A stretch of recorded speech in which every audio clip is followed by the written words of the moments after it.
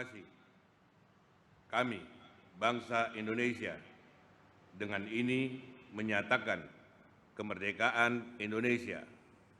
Hal-hal yang mengenai pemindahan kekuasaan dan lain-lain diselenggarakan dengan cara seksama dan dalam tempo yang sesingkat-singkatnya. Jakarta, 17 Agustus 1945, atas nama bangsa Indonesia, Soekarno-Hatta. Assalamualaikum warahmatullahi wabarakatuh. Jumpa lagi dengan saya, Selamat Ginting, Merdeka. Kali ini kita akan membahas tentang refleksi 77 tahun Indonesia Merdeka. Bersama saya, narasumber kita adalah Associate Profesor Dr. Firdaus Sam. Apa kabar, Bang Fir? Alhamdulillah. Wah, kabar baik ya. Baik, merdeka. Merdeka. Merdeka. Wah, ini kita merah putih ini ya. Luar biasa. Pas benar ya. Padahal nggak janjian gitu. Nggak janjian ya. Jadi betul-betul kita jiwa kita memang merayakan kemerdekaan ini. Siap. Pemirsa, Profesor Firdaus Sam ini adalah pengajar pasca sarjana ilmu politik di Universitas Nasional, dikenal juga sebagai budayawan politik, rajin membacakan puisi-puisi di acara-acara kita, termasuk seringkali tampil di Taman Ismail Marzuki. Bukan begitu, Bang Fir ya? Ya. Jadi kita, teman-teman semua, kita akan bincang tentang refleksi 77 tahun Indonesia Merdeka dari perspektif budaya politik yang dipahami oleh Prof. Firdaus Sam. Bang Fir, ini kita lebih akrab nih kalau panggilnya Bang Fir ya. Ya. Budayawan biasanya egaliter gitu ya. Nah, apa yang bisa Anda kemukakan dari refleksi 77 tahun Indonesia Merdeka kali ini? Ya, terima kasih Bu Ginting ya. Yang pertama sekali lagi kita mengucapkan salam kemerdekaan Indonesia 77 tahun ya. Artinya 77 tahun itu kalau grow up ya, pertumbuhan sebagai usia manusia ya cukup melampaui usia dewasa ya. Usia yang cukup matang ya. Tapi memang ini kita bicara negara beda dengan manusia, ada hal beda karena proses dinamisasi, perubahan, tantangan dan sebagainya yang semua memberikan satu perubahan, implikasi yang sangat kompleks dan luas. Indonesia itu adalah sebuah negara yang sudah 77 tahun lebih. Negara yang secara geopolitik, geostrategis, dia berada di jalur yang sangat strategis antara dua benua dengan dua samudra. Kaya akan alam, kaya akan sumber daya manusia. Kemudian juga terkenal masyarakatnya sangat ramah, sangat humble, menjadi daya tarik masyarakat dunia. Oleh karena itu Indonesia harus menjadi negara besar dalam makna bukan hanya wilayahnya luas, penduduknya yang banyak, tapi negara yang diperhitungkan sehingga di masa depan Indonesia menjadi negara yang maju. Potensi itu ada ya? Ada, modern, maju modern, dan tentunya juga memiliki kemampuan daya saing yang tinggi dan menghadapi tantangan era globalisasi. Apa yang disebut dengan 5.0 itu tantangan kita, dan ini tidak ringan. Kalau melihat kondisi sekarang, tantangannya sangat kompleks. Apa saja itu tantangan yang sangat kompleks? Tantangan yang sangat kompleks kan begini, bahwa pada masa era 80-an kan Indonesia sempat disebut sebagai macan Asia. Karena kita punya keunggulan-keunggulan, misalkan kita pernah mengalami satu fase di mana kita swasembada pangan beras, itu harus diakui ya. Sebagai negara agraris membuktikan ada masa kita swasembada beras. Yang kedua, kemudian pada waktu masuk era Indonesia masuk pada era kebangkitan teknologi. Harus diakui pada waktu itu Habibie itu dengan pemerintahan pada masa itu membuktikan kita pertama kali bangsa Indonesia bisa menerbangkan pesawat buatan sendiri. Yang ketiga adalah Indonesia negara yang sangat disegani dan dihormati di ASEAN. Sehingga saya disebut juga sebagai pemimpin Indonesia, pemimpin senior di ASEAN pada masa itu. Nah tentu pada masa era sekarang juga kita ada kemajuan-kemajuan, tapi tantangan lebih berat. Tantangan bangsa Indonesia itu adalah bukan semata-mata masalah menyangkut bagaimana akselerasi pertumbuhan ekonomi, akselerasi dalam kompetisi peningkatan kemampuan daya saing teknologi, ya. Tapi juga adalah menyangkut bagaimana arah bangsa ke depan ini, agar bangsa Indonesia bisa menjadi bangsa yang menjadi tuan di negerinya sendiri, di rumahnya sendiri, ya. Menjadi bangsa yang modern, maju, punya daya saing yang kuat, ya, kompetitif, tapi juga menjadi masyarakat yang beradab, ya. Sebagaimana pesan dari konstitusi kita. Jadi akselerasi atau percepatan itu sangat mungkin dilakukan dalam tempo berapa lama? Nah ini menarik, ini pertanyaan sangat menantang. Kalau dikatakan berapa lama percepatan itu harus kita lakukan, banyak faktor yang harus kita kemukakan di penjauh itu. Pertama adalah bagaimana kita menempatkan nilai-nilai yang disebut nilai fundamental kita itu harus betul-betul menjadi dasar kita melakukan titik tolak perubahan arah bangsa ini. Kita punya nilai dasar fundamental values, yaitu disebut dengan Pancasila. Pancasila itu adalah noktah-noktah sila-sila yang sangat universal. Jadi sebenarnya Pancasila ini adalah satu fundamental values yang ini nilai universal yang ini bukan sesuatu yang asing bagi masyarakat dunia, dan itu bisa menjadi sesuatu yang model dalam masyarakat dunia, karena di dalam fundamental values itu betul-betul merefleksikan bagaimana membangun satu nation, bangsa, suatu masyarakat modern yang dia tidak hanya maju, gitu, tidak hanya maju, tidak hanya dia unggul, tapi kemudian juga masyarakat yang sangat memegang, menghormati nilai-nilai kemanusiaan dalam rangka membangun peradaban yang unggul. Nilai-nilai kemanusiaan ini penting. Nah, ini problem yang ada di bangsa Indonesia. Salah satunya soal nilai-nilai kemanusiaan. Oke. Apakah nilai-nilai kemanusiaan itu mulai tergerus atau seperti apa? Ya, ini nilai-nilai kemanusiaan bangsa Indonesia ini justru sekarang kita harus mempertanyakan apakah berbagai problematika yang dihadapi bangsa ini yang berhubungan dengan persoalan masalah ketidakadilan hukum, persoalan masalah pembelahan, persoalan masalah ketimpangan, gitu ya. Ini merefleksikan bahwa kita belum menuju kepada satu titik bagaimana prinsip-prinsip nilai-nilai Pancasila itu yang di dalam terkandung nilai-nilai kemanusiaan. Bahkan dari 5 sila itu ada 2 sila yang jelas-jelas menegaskan soal nilai-nilai kemanusiaan. Pertama sila kedua, kemanusiaan yang adil dan beradab. Ini menyangkut sesuatu penghargaan, penghormatan kepada individu. Bahwa individu itu harus diperlakukan secara manusiawi dan secara adil dengan adab, dengan etika-etika yang memang itu inherent di bagian bangsa kita. Yang kedua adalah sila yang kelima, keadilan sosial bagi seluruh Indonesia. Bagaimana merangkai nilai kemanusiaan itu yang berlaku secara praktis bagi bangsa kita dengan cara semua perusahaan bersama kedudukan di mata hukum. Keadilan di sini keadilan yang diberikan kesamaan kedudukan di mata hukum sehingga mereka merasakan apa yang disebut dengan hak-hak kemanusiaan. hak individu maupun hak sosial secara kolektif. Yang ini saya kira harus menjadi perhatian kita.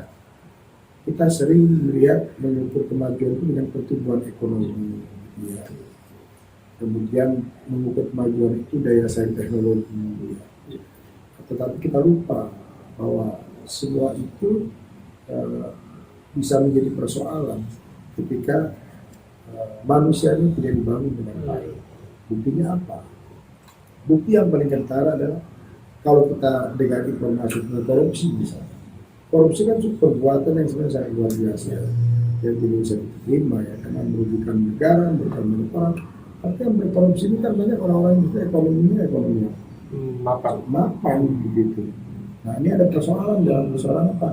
Persoalan nilai-nilai pembentukan karakter manusia tersebut. Dia berkaitan dengan masalah jati diri manusia. Ya. Saya garis bawahi ya, karakter building gitu ya, bisa dijelaskan. Nah, karakter building bangsa Indonesia apa? Pertama kita punya fundamental values. Sudah jelas ya. Bahwa Pancasila itu sebagai welcome song, sebagai fundamental values itu merupakan dasar utama membangun karakter bangsa Indonesia. Pertama adalah yang disebut nilai keberagaman. Jadi bangsa Indonesia ini secara budaya, ya, secara naluriah, secara sosial, secara komitmen bersama bahwa kita masyarakat yang religius, yang mengakui tentang keberadaan dan eksistensi sesuatu di luar kita, yang dia pada dasarnya menentukan segala-galanya, di mana kita tunduk patuh berserah diri kepadanya. Dan disebut dengan ketuhanan yang Maha Esa. Hablum minallah ya, terjemahannya ya. Nah, itu kalau dibilang hablum minallah gitu, atau hubungan vertikal. Kita mengakui itu. Gitu. Nah kemudian perlu diketahui mungkin ya, bahwa perspektif hablum minallah ini harus didedikasi ke dalam apa? Fungsi-fungsi jati diri manusia sebagai khalifah dalam negara Islam. Bagaimana memanifestasikan dia sebagai hamba Allah itu dalam refleksi fungsi-fungsi kekhalifahan tadi. Nah, fungsi kekhalifahan itu direfleksikan dalam sila yang kedua, trik manusia. Artinya apa? Seapapun majunya bangsa Indonesia ini, ukuran utama apa? Dia memiliki iman dignity, menghargai, menghormati harkat kemanusiaan. Kalau menghormati, tidak mungkin ada kekerasan. Tidak mungkin ada satu tindakan yang kemudian tindakan-tindakan yang kemudian dilakukan dengan cara-cara berdasarkan pada kemauan diri dia sendiri, melanggar, menabrak norma hukum dan sebagainya. Karena mungkin dia punya posisi jabatan kekuasaan gitu, maka kemudian harkat manusia menjadi runtuh. Karena apa? Karena dikalahkan dengan kekuasaan. Itu hablum minannasnya juga ya, salah satunya. Beri kemanusiaan. Yang ketiga semangat kolektivitas. Semangat kolektivitas itu persatuan Indonesia itu bukan sekedar bangsa Indonesia sudah bersatu dengan keragaman budaya, keragaman golongan, keragaman agama. Tapi persatuan itu harus dimaknai bahwa kita selalu melangkah itu dengan sebuah kesepakatan bersama. Untuk kepentingan bersama, membicarakan secara bersama dengan arah tujuan yang sama. Itu persatuan Indonesia itu. Jadi semangat egaliter itu menjadi penting di dalam konteks kebersamaan tadi, musyawarah, mufakat, begitu ya.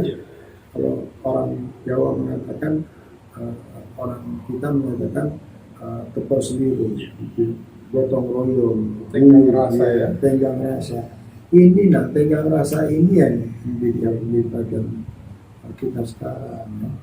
Bagaimana orang yang berlebih harus punya perasaan di hadapan orang yang belum berlebih, itu tenggang rasa. Ya. Orang kaya harus punya kepekaan terhadap orang yang mungkin belum sekaya dia, itu tenggang rasa. Betul sendiri dan sebagainya. Nah ini nilai-nilai penting yang ada di dalam dasar negara kita yang tumbuh di masyarakat kita. Kemudian apa? Keadilan sosial tadi. Keadilan sosial itu diukurnya adalah bagaimana proses pembangunan nasional itu, pertumbuhan ekonomi itu, kesejahteraan itu harus direfleksikan, semakin menyempitnya gap, semakin menyempitnya jurang ya antara kaya dengan miskin itu semakin menyempit ya, semakin mendekat begitu ya. Itu menunjukkan bahwa sila keadilan sosial bagi seluruh Indonesia itu kemudian betul-betul dirasakan dalam kehidupan kita. Nah, ini problema mendasar kita sebenarnya itu semua. Jadi kekerasan, tindakan semena-mena itu ada kaitan dengan persoalan karakter yang tidak memenuhi nilai-nilai fundamental. Nah, 70 tahun Indonesia merdeka itu, saya kira sudah waktunya seluruh pemimpin di lapisan manapun, segenap elemen masyarakat Indonesia, kita harus melakukan refleksi.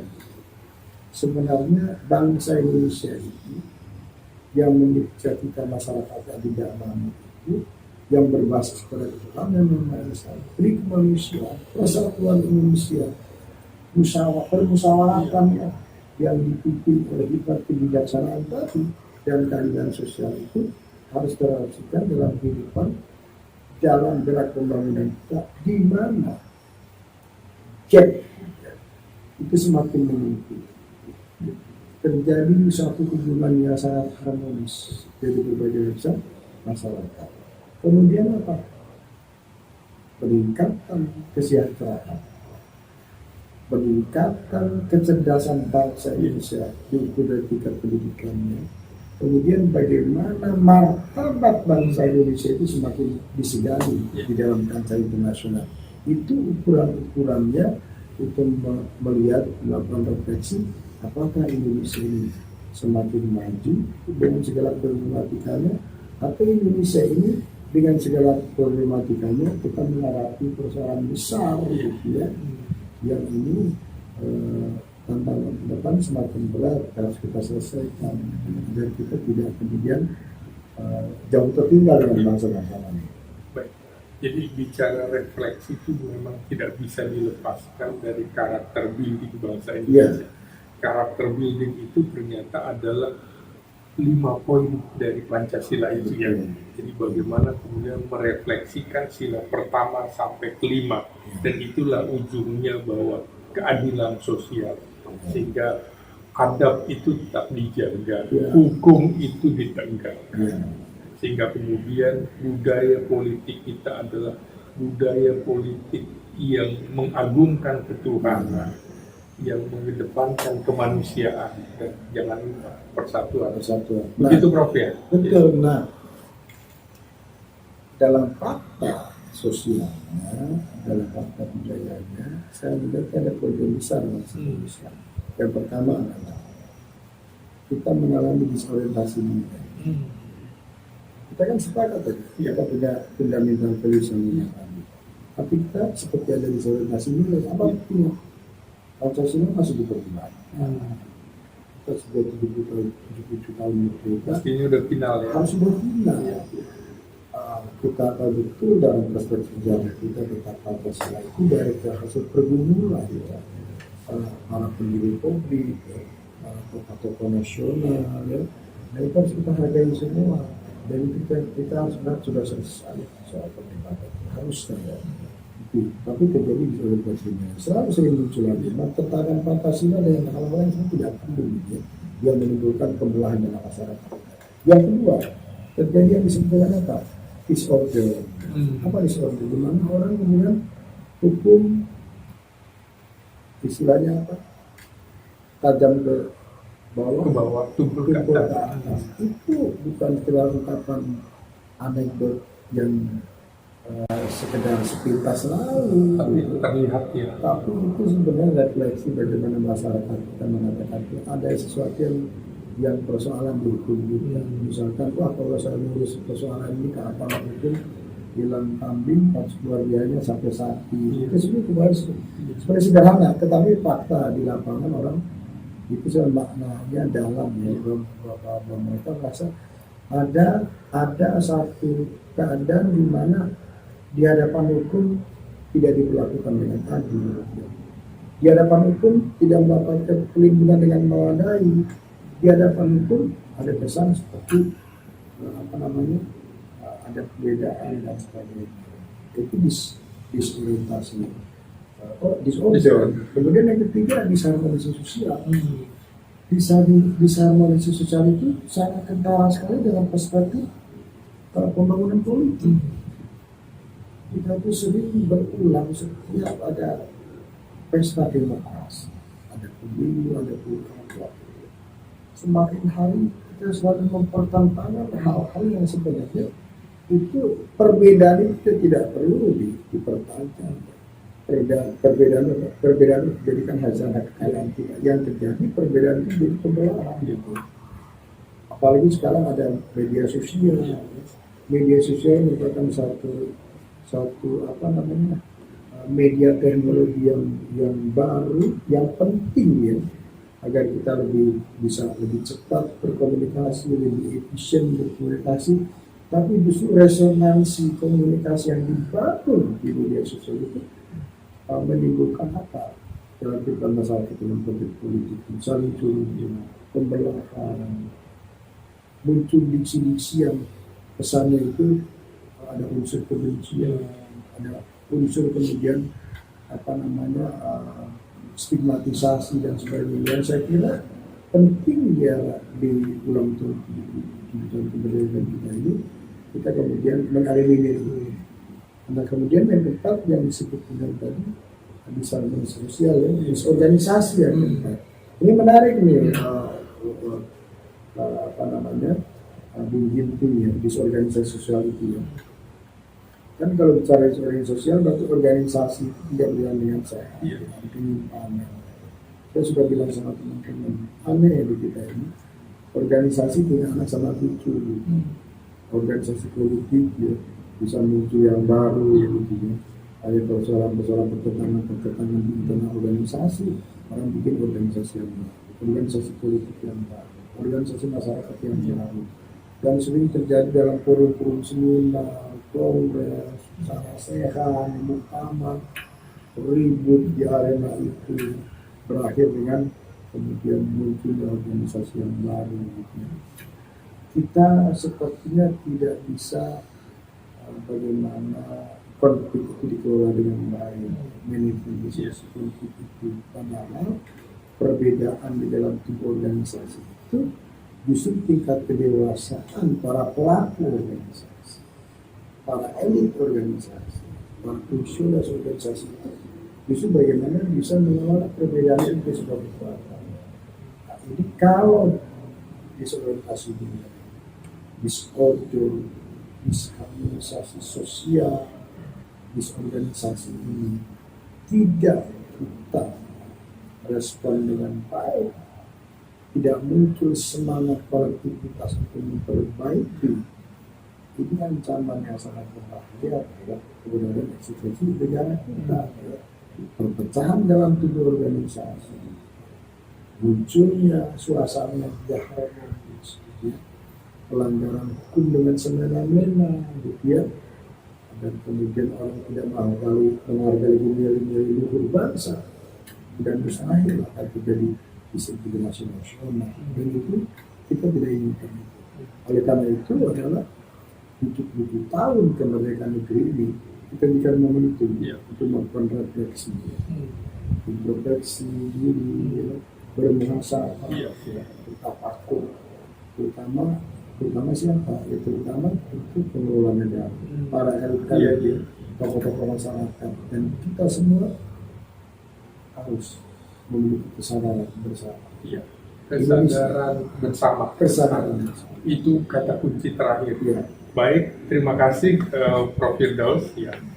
Pemirsa, saya Selamat Ginting. Demikian bincang kita bersama Profesor Firdaus Sam, budayawan politik kita, membahas tentang refleksi 70 tahun Indonesia Merdeka.